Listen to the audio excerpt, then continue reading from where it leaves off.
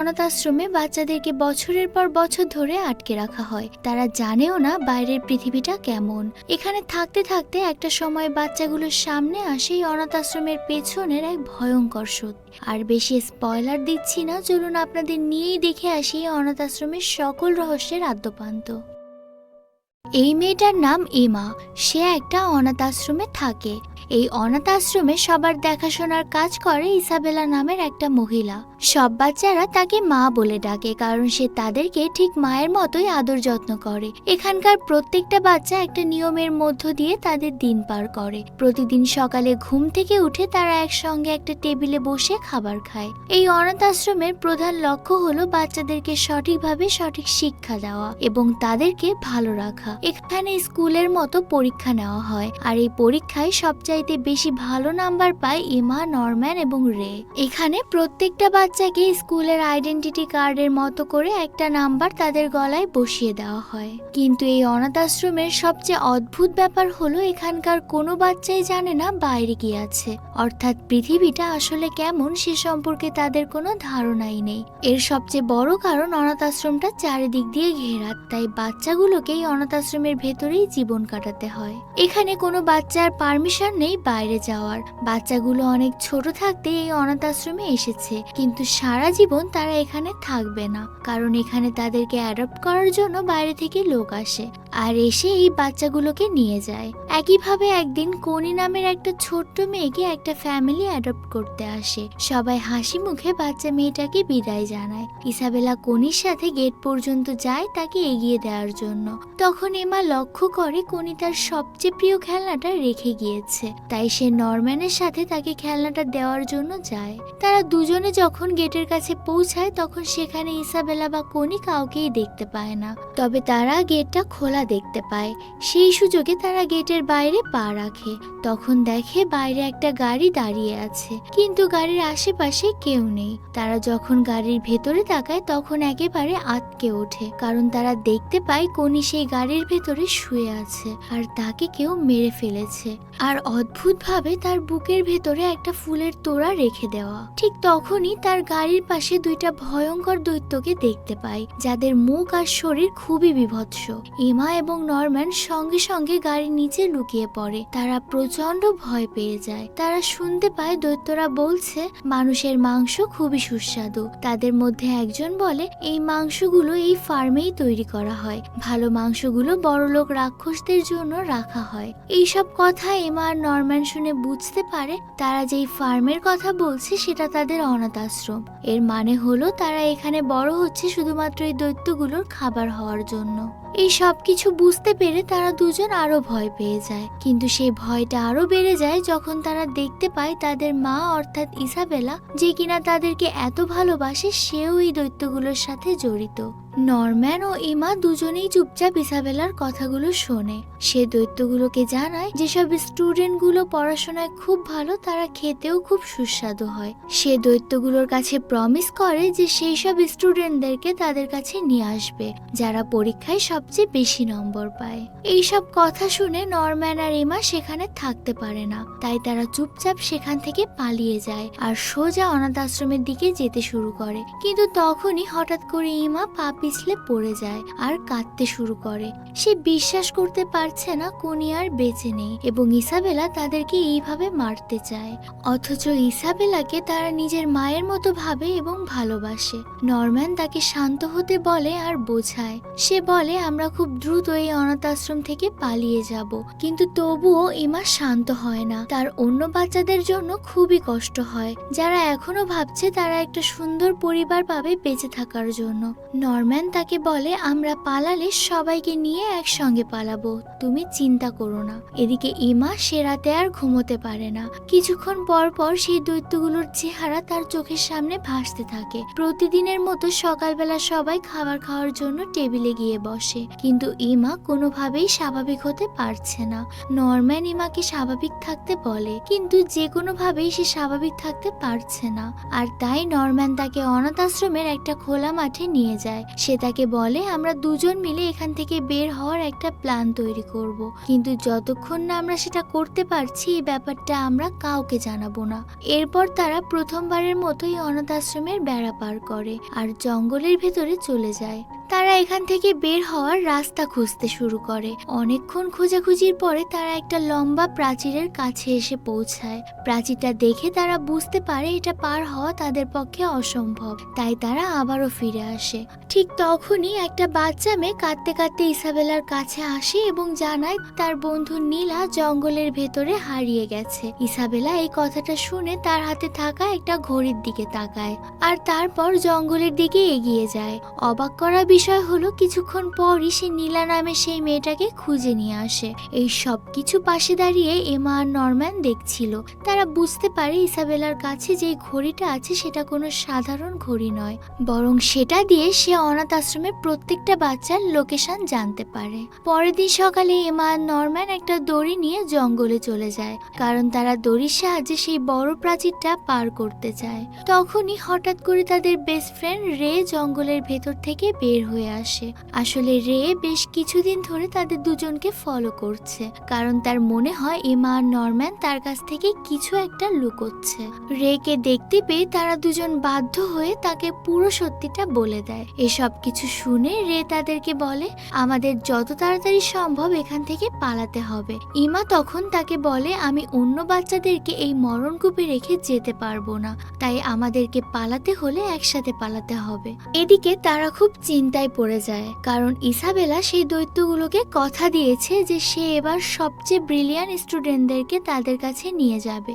Brilliant বলতে এমা, Norman আর রে কে বোঝানো হয়েছে, কেননা তারা তিনজনই সেখানকার সবচেয়ে ভালো স্টুডেন্ট। অন্যদিকে আমরা ইসাবেলাকে দেখতে পাই যে কিনা সব বাচ্চাদেরকে এক জায়গায় ডেকে জানায় তাদেরকে এখন থেকে দেখাশোনা করবে নতুন এক কেয়ারটেকার, যার নাম ক্রোন। এদিকে ক্রোন আসাতে এদের সমস্যা আরো বেড়ে যায়, কারণ সে সব সময় তাদের সাথেই থাকে। অন্যদিকে আমরা ক্রোন আর ইসাবেলাকে একসঙ্গে দেখতে পাই। তারা নিজেদের মধ্যে কোনো একটা গোপন বিষয় নিয়ে আলোচনা করছে। ইসাবেলা তখন তাকে সেই খেলনাটা সম্পর্কে বলে যেটা কোনি ফেলে গিয়েছিল। আসলে সেদিন রাতে এমা এবং নরম্যান খেলনাটা দিতে গিয়েই সেখানে ফেলে চলে এসেছিল, আর সেটা ইসাবেলা পেয়েছিল। আর সেদিনই সে বুঝতে পেরেছিল এমা আর নরম্যান সেখানে এসেছিল। ইসাবেলা ক্রোনকে বলে এমা, নরম্যান আর রে এই অনাথ আশ্রমের আসল সত্যটা জেনে গেছে, তাই তারা এখান থেকে অবশ্যই পালানোর চেষ্টা করবে। আমি জানি তারা এখান থেকে পালাতে পারবে না, কিন্তু তবুও তুমি সবসময় এই তিনজনকে নজরে রাখবে। পরের দিন সকাল থেকে ক্রোন ঠিক তাই করতে শুরু করে। সে সব সময় বাচ্চাগুলোর সাথেই থাকে, বাচ্চাগুলো যেখানে যায় সেও সেখানেই যায়। তার এই ব্যবহার দেখে নরম্যান বুঝতে পারে তাদের মধ্যে হওয়া প্ল্যানগুলো কেউ ইসাবেলাকে জানিয়ে দিয়েছে, আর এজন্যই সে আমাদেরকে সব সময় কড়া নজরে রাখছে। নরম্যানের মনে হয় তাদের মধ্যে কেউ একজন ইসাবেলার স্পাই, আর সে নিয়ম করে সবকিছু ইসাবেলাকে জানাচ্ছে। কিন্তু সে বুঝতে পারে এই কাজ কোনো ছোট বাচ্চাদের নয়, বরং তাদের বয়সী কারোর। তাই তারা প্ল্যান করে তাদের বয়সী ডন আর গিল্ডা নামের আরো যে দুটো বাচ্চা আছে তাদেরকে তারা সব সত্যি বলে দেবে। তারা তাদের প্ল্যান মতো কাজ শুরু করে দেয়, কিন্তু তাদের সবকিছু শোনার পরে ডন এবং গিল্ডা প্রথমে কিছুই বিশ্বাস করে না, কিন্তু শেষ পর্যন্ত তারা তাদেরকে সাহায্য করতে রাজি হয়। এরপর নরম্যান ইমা এবং রেকে জানায় সে গিল্ডা ও ডনকে দড়ির দুটো মাথা ধরার দায়িত্ব দেবে, আর তারপর তারা এক এক করে সেই দড়ির সাহায্যে ওই প্রাচীর পার হবে। তখন যদি ডন আর গিল্ডার মধ্যে কেউ পালিয়ে যায় বা ইসাবেলার কাছে চলে যায়, তাহলে বুঝতে হবে সেই হলো ইসাবেলার। পরদিন সকালে তারা দেখতে পায় কেউ তাদের দড়িটা লুকিয়ে ফেলেছে, অর্থাৎ তারা জানতে পেরেছে কে ইসাবেলার স্পাই। নরম্যান তাদেরকে জানায় এসব প্ল্যান আর দড়ির গল্প রেকে ধরার জন্য একটা ফাঁদ ছিল। সে আরো বলে ইচ্ছে করেই সে রেকে এই গল্পটা শুনিয়েছিল যেন সে ধরা পড়ে যায়, আর শেষ অবধি সে ধরা পড়েছেও, কারণ দড়িটা সেই সরিয়েছে। এর মানে হলো ইসাবেলার স্পাই আর কেউ না, বরং স্বয়ং রে। রে অবশেষে সব সত্যিটা স্বীকার করে নেয় আর বলে আমি অনেক আগেই অনাথ আশ্রমের সত্যিটা জানতে পেরেছিলাম, কিন্তু আমি এখানে এখান থেকে পালাতে পারিনি। পালাতে গিয়ে আমি ইসাবেলার হাতে ধরা পড়ে গিয়েছিলাম। তখন ইসাবেলা আমাকে বুঝিয়েছিল আমি হাজার চেষ্টা করলেও এখান থেকে বের হতে পারবো না, বরং আমাকে দৈত্যের হাতে তুলে দেয়া হবে। সে আরো বলে ইসাবেলা আমাকে বলেছিল আমি যদি তার হয়ে স্পাইয়ের কাজ করি তাহলে সে অনেক দেরিতে আমাকে দৈত্যের হাতে তুলে দেবে, আর এই কারণেই আমি এই কাজটা করছিলাম। আমি সবকিছু তাকে জানিয়ে দিতাম, তবে আমাদের দড়ির সাহায্যে প্রাচীর পার হওয়ার প্ল্যানটা আমি তাকে এখনো বলিনি। এইসব কথা শুনে নরম্যান বুঝতে পারে রে এখনো তাদের দলেই আছে। তখন রে আবারও তাদেরকে বলে আমি অনেক দিন ধরে এখান থেকে পালানোর চেষ্টা করছি, কিন্তু একা পারছি না বলে তোমাদেরকে জানিয়েছিলাম। অর্থাৎ কনির খেলনাটা রে ইচ্ছা করে ওই দিন লুকিয়ে রেখেছিল, যেন এমা এবং নরম্যান সেই খেলনাটা দিতে গিয়েই অনাথ আশ্রমের আসল সত্যটা জানতে পারে আর তারা একসাথে পালাতে পারে। এটা শুনে নরম্যান রেকে বলে তুমি এখন থেকে আমাদের হয়েও কাজ করবে, আবার ইসাবেলার হয়েও কাজ করবে। রাতের বেলা রে ইসাবেলার সাথে দেখা করে এবং নরম্যানের কথা মতো কাজও করে, অর্থাৎ সে ইসাবেলাকে মিথ্যা কথা বলে। সে তাকে জানায় নরম্যান তার খাবারে বিষ মেশানোর চেষ্টা করছে। এই খবরটা দেওয়াতে ইসাবেলা তাকে ধন্যবাদ জানায় আর বলে খুব তাড়াতাড়ি তাকে নিতে একটা ফ্যামিলি আসবে। রে বুঝতে পারে দৈত্যদের কাছে যাওয়ার সময় হয়ে গিয়েছে তার। পরের দিন সকালে এই 5 জন বাচ্চা একসাথে হয় আর পালানোর জন্য রেডি হয়, কিন্তু তাদের এই প্ল্যান ক্রোন দূর থেকে শুনে ফেলে। কিন্তু ক্রোন সবকিছু জানার পরেও তাদেরকে অবাক করে দিয়ে ইসাবেলাকে কিছু না নিয়ে তাদের দলে যোগ দেয়। এই বাচ্চাগুলো জানতে পারে ক্রোন ঠিক তাদের মতোই একজন স্টুডেন্ট ছিল আর তার গলায়ও ঠিক তাদের মতো নাম্বার আছে। ক্রোন জানায় তার লক্ষ্য হলো ইসাবেলাকে তার পথ সরিয়ে দেওয়া আর তার জায়গাটা দখল করা। তাই ক্রোন এই বাচ্চাগুলোকে সাহায্য করতে রাজি হয়ে যায়। একদিন রাতে এই বাচ্চাগুলো ক্রোনের রুমে যায়। ক্রোন তাদেরকে এই দৈত্যগুলোর ইতিহাস জানায়। সে বলে প্রায় 1000 বছর আগে মানুষ আর দৈত্যদের ভেতরে একটা যুদ্ধ হয়েছিল আর এই যুদ্ধ অনেক দিন পর্যন্ত চলেছিল, কিন্তু যখন যুদ্ধ থেমে যায় তারা প্ল্যান করেছিল দৈত্য বা মানুষ কেউ কাউকে বিরক্ত করবে না। তাই তারা একটা চুক্তি করেছিল যেটার নাম ছিল দ্য প্রমিস। এই চুক্তিতে তারা বলেছিল মানুষ আর দৈত্য আলাদা আলাদা বসবাস করবে আর এমনটাই তারা করছিল। কিন্তু কিছু মানুষ তখন দৈত্যদের জগতে আটকা পড়েছিল আর এজন্য তারা ধীরে ধীরে দৈত্যদের শিকারে পরিণত হচ্ছিল। দৈত্যরা বুঝতে পেরেছিল বুদ্ধিমান মানুষদেরকে খেলে তাদের বুদ্ধি বাড়বে, তবে তারা একটা শর্ত মানুষদেরকে দেয় আর সেটা হলো তারা যদি তাদেরকে বুদ্ধিমান মানুষ জোগাড় করে দেয় তাহলে তারা বাকি মানুষদেরকে ছেড়ে দেবে। আর এই কারণেই দৈত্যদের জগতের বাইরে থাকা মানুষগুলো এই ধরনের ফার্ম তৈরি করেছে আর আমরা এখন যেখানে আছি সেটা ঠিক তেমনই একটা ফার্ম। এই কথাগুলো শুনে নরম্যান জিজ্ঞাসা করে কি হবে যদি আমরা এখান থেকে পালানোর চেষ্টা করি। তখন ক্রোন সেই ঘড়িটা দেখায় যেটা ইসাবেলার কাছেও আছে। সে তাদেরকে জানায় তাদের গলায় একটা করে ট্রান্সমিটার লাগানো আছে, তাই তারা যদি পালাতে যায় তাহলে এই ঘড়ির সাহায্যে ইসাবেলা তাদেরকে ধরে ফেলবে। ক্রোন বাচ্চাগুলোকে আরো বেশি ভয় দেখায় যেন বাচ্চাগুলো পালানোর কথা চিন্তাও না করে। এটা দেখে নরম্যান বুঝতে পারে ক্রোন তাদেরকে সাহায্য করছে ঠিকই, কিন্তু সে তাদেরকে পালাতে দেবে না। পরের দিন সকালে ইসাবেলা রেগে একটা ক্যামেরা গিফট করে, কারণ সে এতদিন ধরে তার জন্য কাজ করে আসছে। এদিকে রে এই সুযোগে ইসাবেলাকে জানিয়ে দেয় ক্রোন কিভাবে তাকে এই অনাথ আশ্রম থেকে সরিয়ে তার জায়গাটা দখল করতে চায়। এই সবকিছু শুনে রাগ হয়ে ইসাবেলা ক্রোনের সাথে দেখা করে এবং তাকে কেয়ারটেকারের পদ থেকে সরিয়ে দেয়। এদিকে ক্রোন যখন অনাথ আশ্রম ছেড়ে বের হয়ে আসে তখন সে দেখতে পায় গেটের সামনে তার গ্র্যান্ডমাদার দাঁড়িয়ে আছে আর সে ক্রোনকে একটা দৈত্যের হাতে তুলে দেয়। দৈত্যটা তাকে সেখানেই মেরে ফেলে। অন্যদিকে এমা এবং নরম্যান সেই প্রাচীরের কাছে যায় আর অন্যদিকে রে ইসাবেলাকে ব্যস্ত রাখে আর বাকি দুইজন বাইরে থেকে ইসাবেলা এবং রেকে ফলো করতে থাকে। কিন্তু তাদের এই প্ল্যান ব্যর্থ হয়ে যায়। ইসাবেলা সবকিছু বুঝতে পেরে যায়, তাই সে রেকে ঘরে আটকে রেখে নরম্যান এবং ইমাকে ধরার জন্য বেরিয়ে পড়ে। এদিকে বাইরে দাঁড়িয়ে থাকা বাকি দুজন দেখে ফেলে ইসাবেলা রেকে ঘরে আটকে রেখেছে, তাই তারা রেকে ঘর থেকে বের করে। অন্যদিকে ইসাবেলা নরম্যান এবং ইমাকে খুঁজে পেয়ে যায় আর প্রথমবার সে নিজের মুখে তাদের সামনে সব সত্যিটা স্বীকার করে। সে তাদেরকে জানায় এতদিন পর্যন্ত তাদেরকে সেই সবকিছু দেয়া হয়েছে যেগুলো তারা চেয়েছে, এখন তাদেরকেও সেই সবকিছু দিতে হবে যেগুলো সে চায়।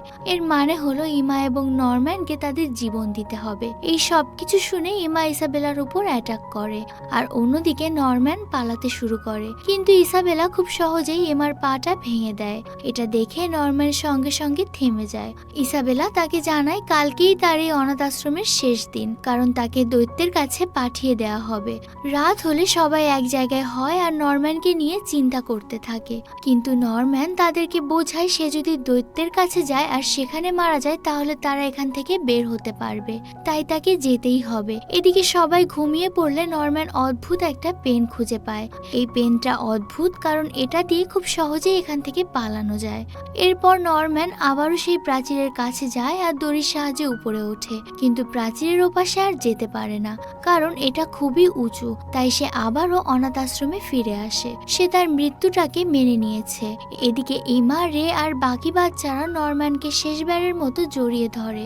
ইসাবেলা নরম্যানকে নিয়ে যেতে এমা আরো জোরে জোরে কাঁদতে শুরু করে। অন্যদিকে নরম্যান গেটের কাছে পৌঁছালে সে খুব অবাক হয়ে যায়। সে দেখে সেখানে দৈত্যের বদলে একটা মানুষ দাঁড়িয়ে আছে। এই মানুষটা জানায় সে এখানে দেখাশোনার কাজ করে, অর্থাৎ মানুষ এবং দৈত্যদের মধ্যে সম্পর্ক কেমন চলছে সেসব দেখাশোনা করে। এইসব কথা বলতে বলতে একটা দৈত্য নরম্যানের সামনে এগিয়ে আসে আর তাকে গিলে ফেলার জন্য রেডি হয়ে যায়। এরপর বেশ কয়েক মাস কেটে যায়। আমরা এমাকে দেখতে পাই যে কিনা এখনো পায়ের ব্যথার কারণে বিছানায় শুয়ে আছে। এমনকি সে এবং রে এখান থেকে পালানোর সব আশা ছেড়ে দিয়েছে আর মেনে নিয়েছে তাদের মৃত্যু এখানেই হবে। আর এভাবে আরো 2 মাস কেটে যায়। আজকে রে কেও দৈত্যের হাতে তুলে দেওয়া হবে। সেদিন রাতে ইমা রে এর কাছে যায় আর তাকে বোঝায় এখনো সুযোগ আছে পালানোর, কিন্তু রে প্ল্যান করে এই ঘর সহ নিজেকেও পুড়িয়ে ফেলবে। তাই সে ঘরের ভেতরে আগুন লাগিয়ে দেয়। আগুন চারদিকে ছড়িয়ে যেতে ইমা জোরে চিৎকার করে ইসাবেলাকে ডাকে। ইসাবেলার সঙ্গে সঙ্গে সেখানে ছুটে আসে আর প্রত্যেকটা বাচ্চাকে সেই ঘর থেকে বের হতে বলে, কিন্তু যখন সে ঘরের ভিতরে যায় সে দেখে ঘরে একটা বাচ্চাও নেই। আর এখান থেকে আমরা বুঝতে পারি এই সবকিছু এমা এবং রে এর প্ল্যান ছিল। আসলে গত 2 মাস ধরে তারা সম্পূর্ণ হাল ছেড়ে দেওয়ার মতো অভিনয় করে গিয়েছে, যেন ইসাবেলা তাদেরকে সন্দেহ করতে না পারে। আর তাদের সাথে ডন এবং গিল্ডাও বাকি বাচ্চাদেরকে এই ব্যাপারটা জানিয়ে দিয়েছিল আর প্রত্যেককে এই দিনের জন্য তৈরি করেছিল। এমনকি এমা একটা চিঠি আর একটা পেন পেয়েছিল যেটা কিনা নরম্যান তার জন্য রেখে গিয়েছিল। আর এই চিঠিতে নরম্যান আগে থেকে এখান থেকে পালানোর প্ল্যান লিখে রেখেছিল, যার কারণে গত 2 মাস ধরে এমা সেই প্ল্যান মোতাবেক চলছে। অন্যদিকে ইসাবেলা বুঝতে পারে এমা এবং রে তাকে ঠকিয়েছে, তাই সে তাদেরকে ধরার জন্য দৌড়াতে শুরু করে। কিন্তু সে যখন তার ঘড়িটার দিকে তাকায় সে দেখে ঘড়িটায় কোনো লোকেশন দেখাচ্ছে না। এর মানে হলো প্রতিটা বাচ্চা তাদের গলায় লাগানো ট্রান্সমিটার খুলে ফেলেছে। এই সব কিছু বুঝতে পেরে সে আরো জোরে দৌড়াতে শুরু করে। অন্যদিকে বাচ্চাগুলো এক এক করে দড়ির সাহায্যে প্রাচীরে উঠতে শুরু করে এবং একটা সময় পরে তারা উপরে উঠে যায়। এখন তাদেরকে নিচে নামতে হবে। তাদের কাছে একটা বড় দড়ি আছে যেটার এক মাথা তারা একটা গাছের সাথে বেঁধে দেয়। তারপর এক এক করে দড়ি বেয়ে যেতে শুরু করে। এভাবে প্রত্যেকটা বাচ্চা অনাথ আশ্রম থেকে বের হয়ে যায়, শুধুমাত্র থেকে যায় ইমা। ইমা যখনই দড়ি দিয়ে পার হতে যায় ঠিক তখনই সেখানে ইসাবেলা চলে আসে। ইসাবেলা দেখে সব বাচ্চারা প্রাচীরের ওপাশে চলে গেছে। এটা দেখে তার ছোটবেলার কথা মনে পড়ে যায়। আসলে সেও একটা সময় এই অনাথ আশ্রমের স্টুডেন্ট ছিল। তারও এমন অনেক বন্ধু ছিল। তারও স্বপ্ন ছিল এই প্রাচীর পার হওয়ার, কারণ সেও স্বাধীন হতে চেয়েছিল, কিন্তু সে সেটা করতে পারেনি কারণ তার আগেই দৈত্যদের হাতে তার বন্ধুরা মারা যায়। এসব কথা মনে করে ইসাবেলা বেশ ইমোশনাল হয়ে পড়ে। তার মনে হয় সে স্বাধীন হতে পারেনি ঠিকই, কিন্তু এই বাচ্চাগুলোকে স্বাধীনতা দেওয়া উচিত। তাই এমা যখন দড়ি বেয়ে পার হচ্ছিল ইসাবেলা তখন দড়িটা কাটতে গিয়েও থেমে যায় আর তাকে যেতে দেয়। এরপর ইসাবেলা বাচ্চাগুলোকে হাসি মুখে বিদায় জানায়। বাচ্চাগুলো জঙ্গল পার করে এগোতে শুরু করে, কিন্তু তারা জঙ্গলের রাস্তা চেনে না, এজন্য তারা থেমে যায়। ঠিক তখন ইমা সেই অদ্ভুত পেনটা বের করে। পেনটা খুলতেই সেখান থেকে একটা প্যাঁচা বের হয়ে আসে, যেটা কিনা তাদেরকে রাস্তা দেখিয়ে সেখান থেকে নিয়ে যায়। অন্যদিকে ইসাবেলা সেই গ্র্যান্ডমাদার আর সেই গার্ডের সাথে দেখা করে। সে তাদেরকে সব কথা জানায় যা যা এতদিন ঘটেছে। এই সব কিছু শুনে তারা ইসাবেলার ওপরে অনেক রেগে যায়। এই জন্য রাগে তারা ইসাবেলাকে দৈত্যের হাতে তুলে দেয় আর দৈত্য তাকে শাস্তি দেয়, অর্থাৎ তাকে মেরে ফেলে। আর এর সঙ্গে সঙ্গে আমাদের আজকের এই হরর মিস্ট্রি আর অ্যাডভেঞ্চার মুভির গল্পটি শেষ হয়ে যায়।